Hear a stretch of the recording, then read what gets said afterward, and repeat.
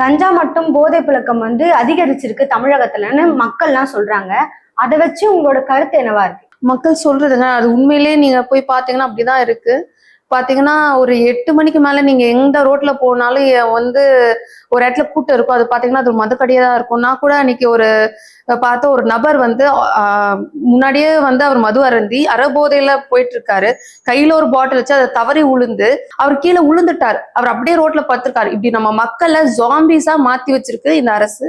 அதுவும் இல்ல synthetic drugs கஞ்சா எல்லாமே வந்து புழக்கத்துல இருக்கு. நாங்க ஒரு பால்வாடி மேலேயே அது எல்லாத்தையுமே கண்கூடாக பார்த்தோம். கஞ்சா இது எல்லாமே புழக்கத்துல இருந்தா எல்லா இடத்துலயுமே இருக்கு. இதை வந்து கட்டுப்படுத்த மாட்டேங்குது இந்த திமுக அரசு. ஏனென்றால் எப்படி வந்து டாஸ்மாகோ வந்து அவங்க வந்து ஊக்குவிச்சு அதை வச்சு வருமானம் ஈட்டுறாங்களோ, மறைமுகமா இந்த ட்ரக்ஸ் மூலியமாவும் அவங்க வந்து ஒரு காசை ஈட்டிட்டு இருக்காங்க. அதனாலதான் இதை கண்டுகொள்ளாம இருக்காங்க.